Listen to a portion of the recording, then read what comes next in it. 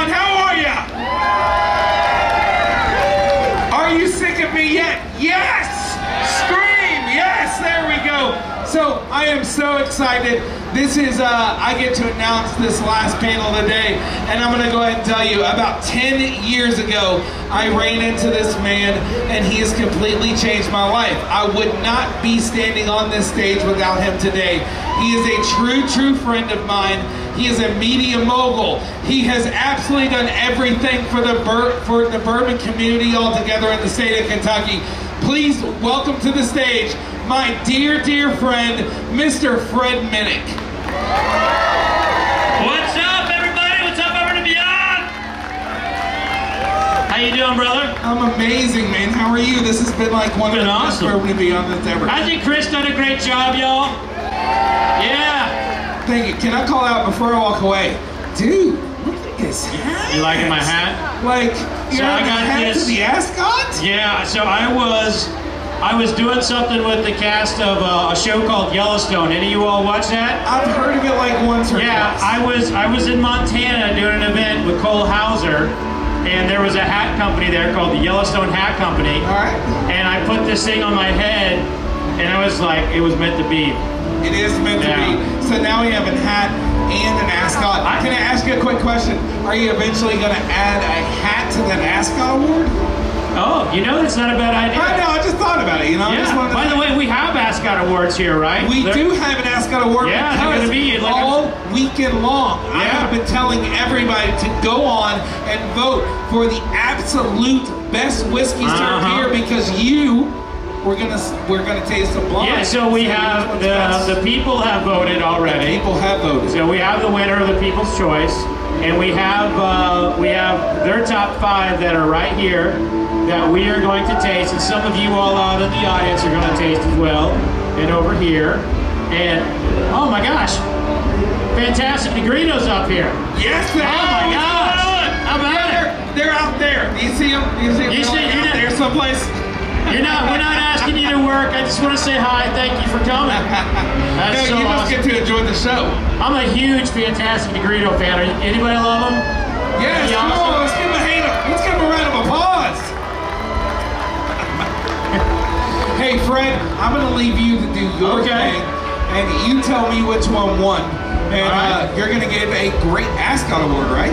Yeah, so there's going to be a People's Choice Award, which you all voted on, and then there's going to be the Best in Show of the entire festival. And we took the top 5 finalists from your actual voting that you've been doing all weekend, and we're going to taste it right here. This is the best way to end Bourbon Beyond is with you, my friend, Mr. Fred Minnick. Enjoy, my friend. Chris, I got to tell you. So now we're going to go ahead and begin the tasting portion. I realize that I am going to be tasting here, and a lot of you all are not going to be. I've got some here in the row, but we're doing this together nonetheless, and I thank you for sitting here, and I hope that even if you're not tasting, that you can learn from this. When we begin the journey of tasting bourbon, it begins by analyzing the color. When it went into the barrel, it was clear as the water from your tap. So we're starting with glass A here. So if you have a tasting mat with glasses, we are starting with glass A. So you analyze that color, raise it up there in that sunlight, those beautiful clouds as a backdrop, swirled around. Every single day it was in that barrel, it was working in and out of the wood, extracting all of that color, getting the majority of the flavor and aroma from that. Then we want to bring it to our nose. And when we smell spirit, we want to smell with our mouth slightly open. So you're right here, your mouth is slightly open. What you're doing is you're relaxing your olfactory when you smell with your mouth slightly open. Go back and forth. Your nostrils actually work differently. You'll notice that one nostril will smell like sweet notes, and another one will smell like savory or spice. But you want to go back and forth. And what you're doing here is you're opening your nostrils up. You're allowing yourself to pick up more than just the alcohol fumes. And the reason why we smell alcohol in the first place is if you go back to those 1800s times when I was telling you about where they were adding things like kerosene to it, Well, smelling alcohol can help save your life. Right now, you can go to the Dominican Republic and there's fake alcohol in the refrigerator, in the minibar. People are dying from bad alcohol all over the world. And if you smell something that smells off, do not drink it. I'm on a show called Moonshiners. Anybody ever watch that? After I'm on that show, somebody near me will show up with a jug of moonshine. I don't know how they get the address to my house, but they're like, hey, will you taste some of my shine? I'm like, sure, I'll smell it and like, here I am, now tasting that stuff. So your nose can protect you from something bad. Now we know nothing out here is bad, so then we're kind of putting it into a category of, is it sweet? Is it floral? Is it spicy? Is it fruity, earthy? You're kind of putting it into a category. And since I'm actually here breaking this down, Glacé is coming off very sweet. This smells like a cinnamon roll. So it's like sweet and spicy all at the same time. Glacé is smelling quite delicious. I haven't tasted it yet. I'm going to tell you all about my tasting technique and my process that I use, but first, you got to know how I came to get it. I was a soldier in Iraq. Do I have any veterans in the house? Thank you all. Welcome home. Welcome home. But when I came home from Iraq, I was like a lot of soldiers. I really struggled to readjust in this world. I had a hard time. I couldn't understand life as a civilian. I sure the hell didn't understand people with all that hair when I'd go out to the grocery store or something. Seeing hair like that just kind of blows your mind when you're a soldier turned civilian. But I was having a rough go. And I was in a moment where I was either going to jump off a bridge, or I was going to be homeless, or in jail. And it was a hard time in my life. And I'm proud to say that I checked myself into the Louisville VA, and they saved my life. They saved my life. But anyone who's ever fought those demons knows there is a point where you know you're going to be okay, but you're still kind of miserable because you don't enjoy life like you used to. So I'm in therapy, and my therapist comes up with a couple ideas. She says, start focusing on things you smell and practice aromatherapy, and let's try some taste mindfulness. She gave me a barbecue potato chip. I put this thing on my tongue, I closed my eyes, I chewed it, I felt the salts and the sugar separate on my tongue, and she said, think about what you're tasting, how you're tasting it, where you feel it on your tongue. That technique was meant to reprogram my brain to not be afraid of snipers or trash being an IED or something like that. But what it actually did, in addition to that, was it showed me that I could taste things that I never knew were there. And after I learned this technique, I came home and I tried it on a bourbon called Henry McKenna. I later ended up ruining that bourbon and not being able to find it, but that's a whole other story. But I tasted this and I felt this on my tongue, and it was like things were just going off in my brain like an equation. And our tongues are all different. Just like we are athletically different, we're all tasting very different. Our palates will be different. I may taste something that you do not taste and vice versa. So, it's my belief that I can help you understand your palate. So what I want you to do, for my folks who have a drink and for those who do not, please try this when you get an opportunity. I want you to put a little bit of whiskey on your tongue, a thimbleful, and I want you to focus on what part of the tongue do you feel it. Do you feel it on the tip of the tongue, the middle toward the back, or all the way in the back and the side? So here we go. Let's focus on the tongue. Don't think about the flavors. Don't think about the intensity of it. Just think about where it is hitting on the tongue. Who feels glacé on the tip of the tongue? Who feels it on the middle? Middle toward the back? All the way toward the back? Anybody feel it on the sides? Couple? Who's already drunk? Okay. All right, so we know whose votes we can't count because they're already drunk, Clay. So what we're doing now, we've determined where this whiskey hits on your palate. Now what we are going to do is we are going to taste it again. I want you to focus on that part of your tongue and think, close your eyes, and think about things that you have felt there on your tongue before and or what flavors come to mind. So here we go.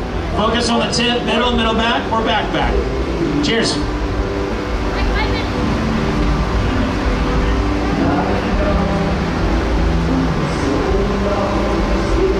And since this is an actual, I'm actually critiquing this for the American Spirits Council of Tasters, and one of these will get a trophy.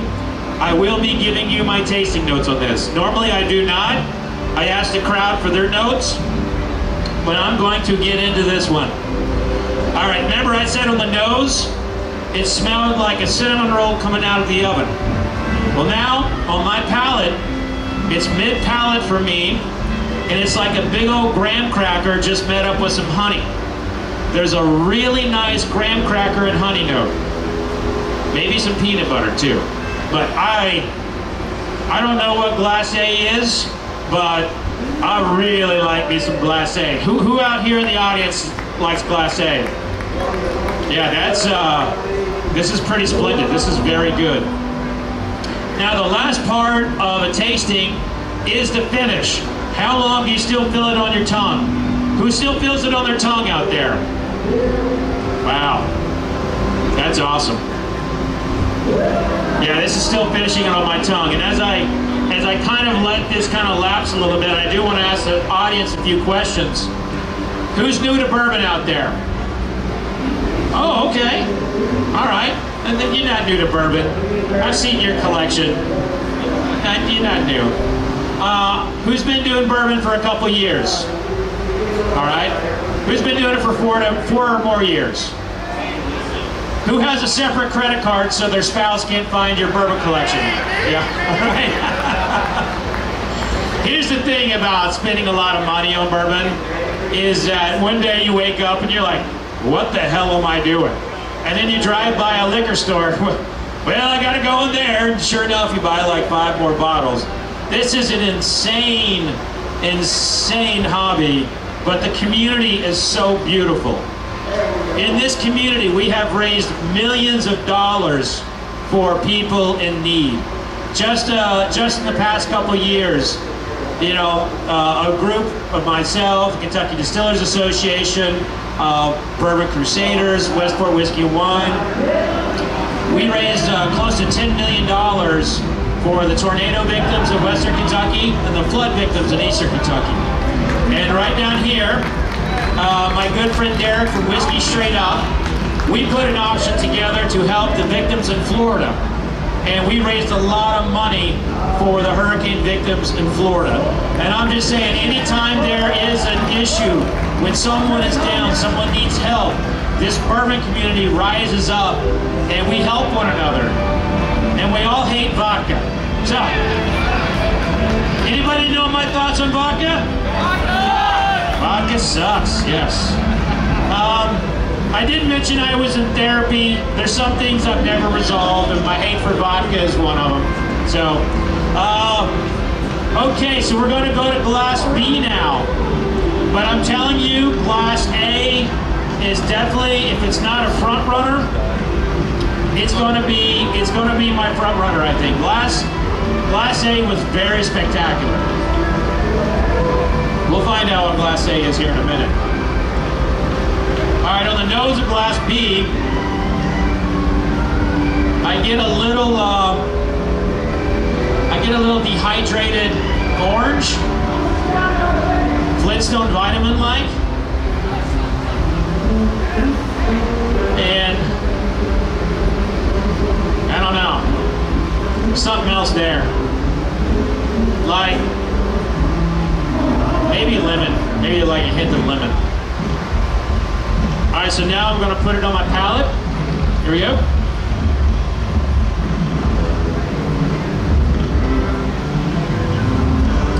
sure tastes a lot better than it smelled. So I'm feeling it in the back of my palate, kind of going all the way down. It feels very spicy to me. When you're drinking alcohol, there's a tendency to say like, oh my God, that's so hot. It's too hot, I can't drink it. I need to add water. Never confuse alcohol burn, which will feel like a 9-volt battery on your tongue. Anyone put 9-volt batteries on their tongue before? Do you still do it, sir? You're still putting 9-volt batteries in a lot of places. Yeah. I mean, that's how you wake up, yeah. So a 9-volt battery is like what over alcohol notes will feel like on your tongue.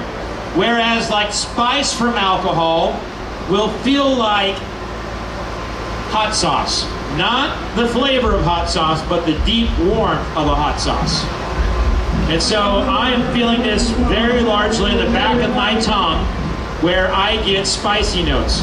So I'm going to put it back on my palate, focus on the back of my tongue, and see if I can see what spice that is. Here we go.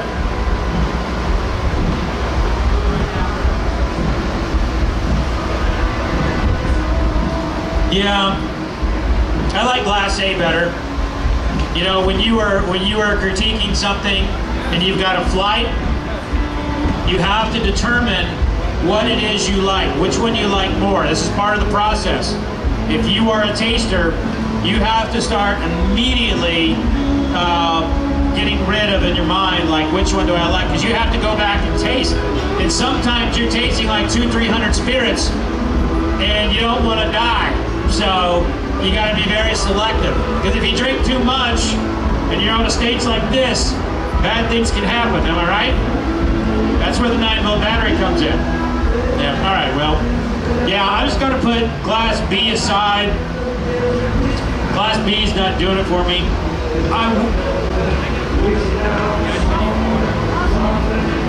All right, so here we are in the tasting, and we've got 2 in. I'm curious from the audience tasting, who liked Glass B more? Who liked Glass A more? See, I know they're listening because I went backwards. Sometimes I do these and people aren't listening and they just raise their hand. So you all appreciate that. Now, for those who like Glass B most, raise your hands if Glass B was your favorite. Okay, this table back here. What was it about Glass B you really loved?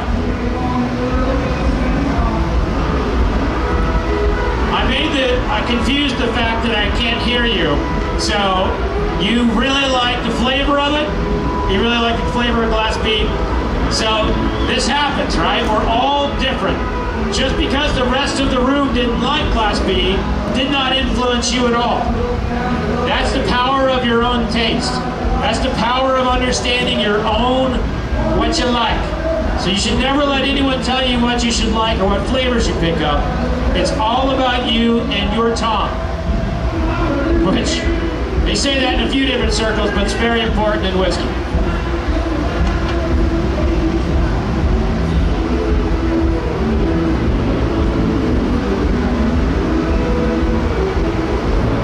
I just spilled half a bottle of water on myself. So, oh well. All right, we're gonna go to Glass C. Well, hello now. What's going on, Glass C? Getting a little funky on up in here, a little earth. Woo! Oh my goodness. My first time doing this with the banner, I kind of like it. You guys like the banner? This guy right here in the front designed it. Keith does a good job for me. Okay. All right, this smells like pumpkin pie and like mushrooms. Not the kind of mushrooms that get you high, but like sauteed, some kind of sauteed portobello. All right, I'm gonna put it on the palate.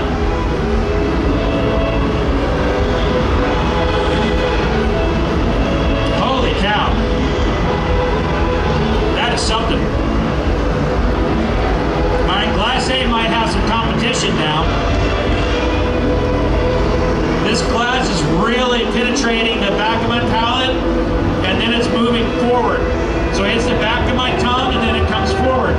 It's pretty rare when a bourbon does that, but this is quite tasty. I really love the approach of this. I'm going to taste it again to see what is the dominant flavor I get. Here we go.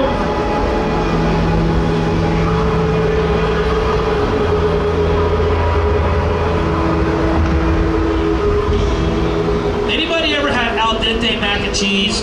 Like really crispy, kind of like, this reminds me of like a mac and cheese with like salt and pepper on it. Very savory, and then there's like this crazy like sweet note. Maybe it's like an agave syrup. This is really, really good, very interesting to me. But I think there's probably gonna be a lot of people who would not like Glacis, but Glacis just might be for me. I happen to like this a lot. Now here's the deal. The winner of this is actually gonna win Best in Show. And anytime somebody wins one of these things, they put it on the bottles, they put it in their marketing, they issue press releases, and everything. So this matters. This matters to the brands involved. And I take this stuff very, very seriously. Very seriously. And you know, anyone who's followed me long enough knows how much effort I put into the tasting side of things. But you in the audience, you're getting to see it now too. Whose favorite now is Glass C? Whose favorite is Glass B? Glass A? Woo, Glass A still kicking that ass. All right. Glass A is really one. Sorry, there might be children in the audience. Although you should be 21 if you're sipping up there. But, all right. So do we have any people who listen to Bourbon Pursuit out here? All right. Thank you very much. Any Club Marzipan members in the house?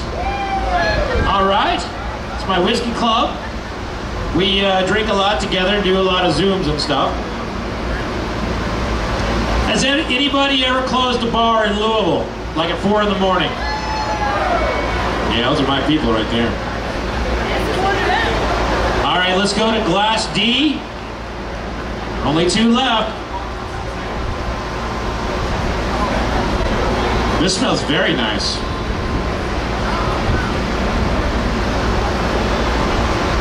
This reminds me of like a little creme brulee. And I think we've got a microphone walking out in the audience now. Awesome. I'll be able to ask some questions to you all. All right, somebody raise your hand. Tell me what you're smelling in Glass D. What are you smelling in Glass D? Anybody want to say anything? Get a little bit of daisy, hay, kind of floral scent. Some floral action? Okay. I see that. This is very sweet to me. This is like somebody opened up a jar of syrup. Which I don't think they have jars of syrup. I think they come in like bottles. But in my story, it's a jar of syrup. Yes, sir? It's vanilla and Go Pokes. Go Pokes! Even though we lost to South Alabama yesterday pretty badly. But hey, and we're good in wrestling. And softball. We're really good at softball. All right, now let's bring it to our palate. Focus on what part of the tongue do we feel it. Here we go.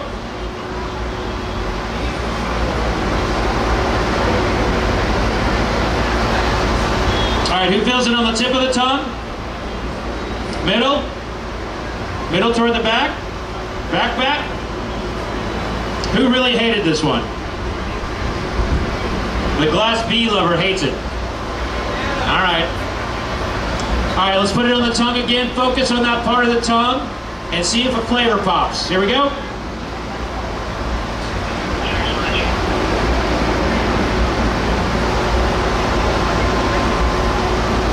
Oh boy, yeah, this is, for me, this is picking up all the middle toward the back. It's even curling in underneath the sides of my tongue, kind of dripping down my jawline. But it's only doing it toward the back, it's not doing it in the front. Now you also have to realize that sometimes you taste and your palate's not as good as it is other times. Like, for example, if you were to have been out drinking all night and someone gave you a cash drink really crappy ride to have right before the show starts, you know, your palate can be completely off. But on the other hand, if you have always focused on the part of your tongue of like where something that hits, you will always know your palate. So by focusing on your tongue instead of like what the flavor is in a particular moment, you can compensate for like a bad palate day. Like if you had an onion, or if you were in an argument with someone and it got you in a bad mood, or if you had, you know, just smoked a bowl or whatever and your palate's all off. You know, these are all things that you can compensate by just focusing on your tongue. Not that I just smoked a bowl, I don't do that, not that there's anything wrong with that. But let's go ahead and taste this again. I really want to figure out what this flavor is. Class D. Tacos? Did you smoke a bowl beforehand? Okay. He just blurted out tacos, and he might have been having a little bit of the ganja before. Leather? Did someone yell leather? Leather. Butterscotch. She got butterscotch. She's got butterscotch, okay. Good. Who called out leather? Right here in the corner, we got a couple people called out leather. I want to be very clear with people. When someone says they taste leather and whiskey, they're regarding like a baseball glove, not the other kinds of leather. People go down weird areas when you bring up leather. Okay, I get like those Cracker Jacks. You know, you go to a baseball game, some Cracker Jacks. I also get like a fire roasted corn with this. So a really interesting spirit we have here in Glass D. Now let's go to Glass E or F. Wait, what's the alphabet? It's E. Yeah. I've not had that much, but I don't know the alphabet anymore. Yeah, and I'm a writer. How sad is that? Okay, so here we go. Hello, banana.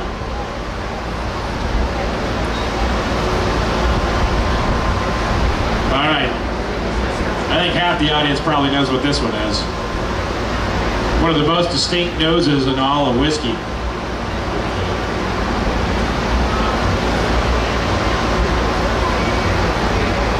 All right, anybody got a note they want to call out? Raise your hand. We got a microphone floating about, as well as some wind gust. Anybody want to call a note out of this one? No? All right, so let's put it to our palate and see what flavors pop.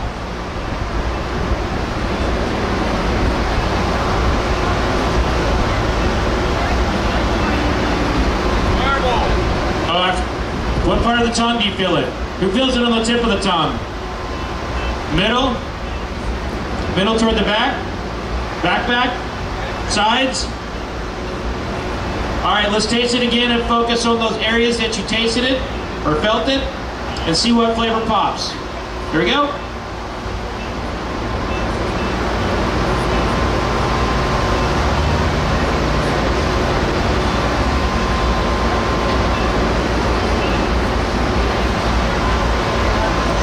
This one's different, huh? Anybody got a note they want to call out on this one? Right here, we got a note to be called out. We got the microphone coming to you. He left, okay. Just scream it. Pineapple. Okay. Caramel. Is it caramel or caramel? Who votes for caramel? That's the proper answer. It's not caramel. It's caramel. Anybody else get caramel in it? Or caramel? Anybody get bananas? Few people got bananas. Okay. Now, is Glass E your favorite? Raise your hand if Glass E is your favorite. Couple people. I can see why Glass E is your favorite. You're right. You are the yes. You know, I think I know what it is, and when we find out, you're like, yeah, that's my jam. Okay, so now it's time to start narrowing things down, right? We got to determine best in show. I really did not like B. Okay, so B is out of the picture for me. It may still be in the picture for you, but B is out. I really thought D and C were pretty close, so I want to taste those two. See where I am, and then we'll revisit E as well. All right, so I'm nosing C, and it's quite a bit more nuanced on the nose than D. Let's put it to the palate.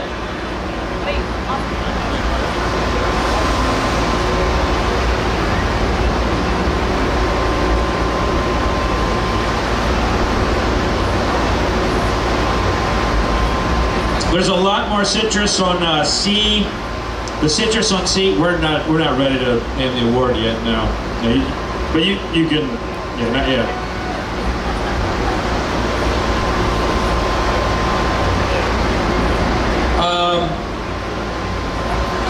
There's something about C that's going on that's throwing me off that I feel like is damaging D a little bit.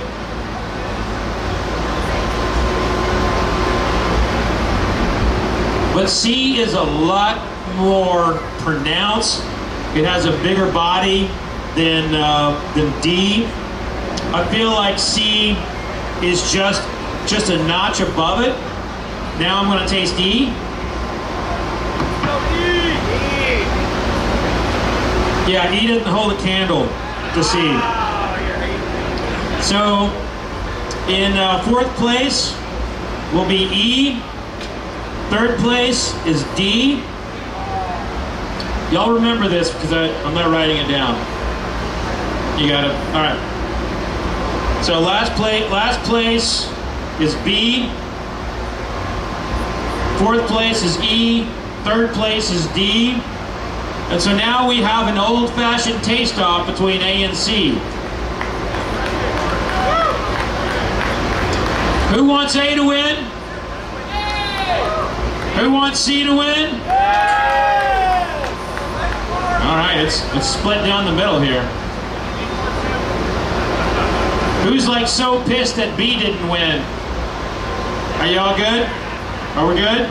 All right.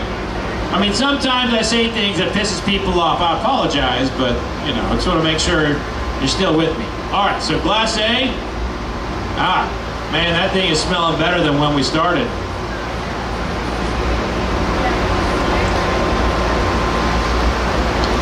This has a lot of depth to it. It's really complete. It's got a lot of nuance to it. If I were to be hypercritical of it, is I'd want to see more action on the front of my tongue. This is kind of living in the middle toward the back. And when I go to C,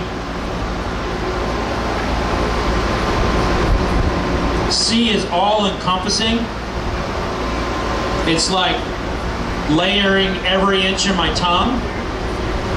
And it's hitting like all over, then kind of going underneath the jawline, like I said before, but it's also tickling the roof of my palate.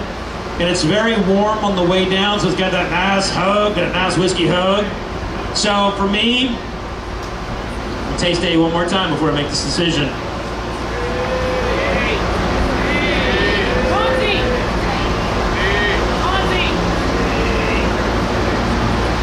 Your winner is going to be Glass C. So go ahead, come on out with the trophies. Glass C was the winner.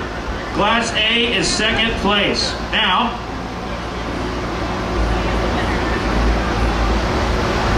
all right, so give me B first. B. This is B. Rabbit Hole was B. E is next. What's the rabbit hole? Coming in fourth place. What's the expression of that? Jack Daniels. Now you know why I said this was totally you. I apologize. Jack Daniels, which by the way is a bourbon for those who want to have that debate.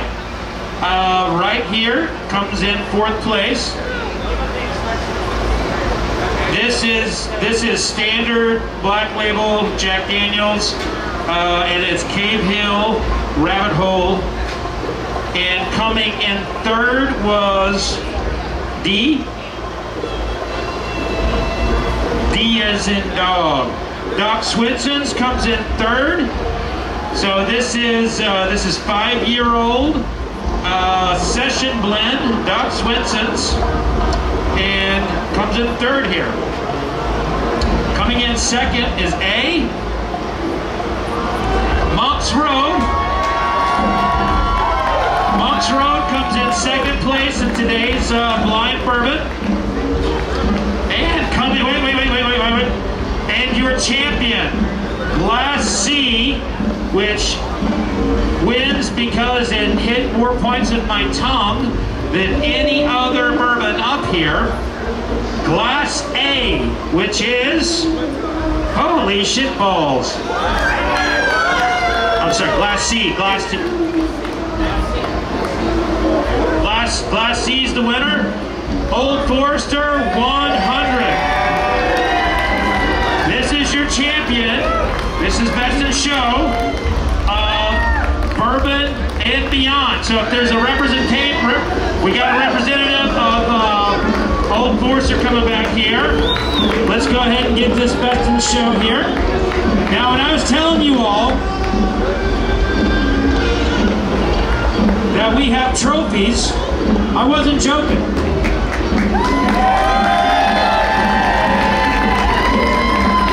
The same people who make the Oscars make my Ascot Award. So congratulations to Old Forester for winning Best in Show. Thank you so much. We'll be around for pictures later. Don't forget your box. Don't forget your box. Now, you all voted throughout the weekend, and this was a very, very tight race. This was a very tight race for the People's Choice Award.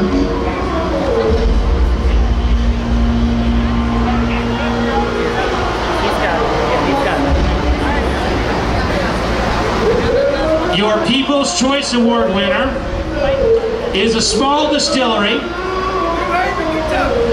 but made in Kentucky. New Haven. Monk's Road. So Monk's Road is your champion of the People's Choice, and was probably 1 or 2, notes away from winning it all here today and having 2 trophies. But congratulations to Monk's Road. If Wally, Dan, come on up here, Wally. Come on up here. Someone, come on, Dan family, get up here. Folks, Monk's Road, they're doing some great work out there. They just hosted the Kentucky Bourbon Hall of Fame. This is a small distiller to have your eye on right now. And they just won the People's Choice Award because people came by, tasted their bourbon, and thought it was the best. And I almost picked it as well to be #1.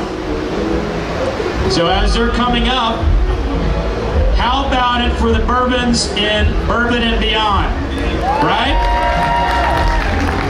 This could not happen without them showing up. Congratulations. Congratulations so much.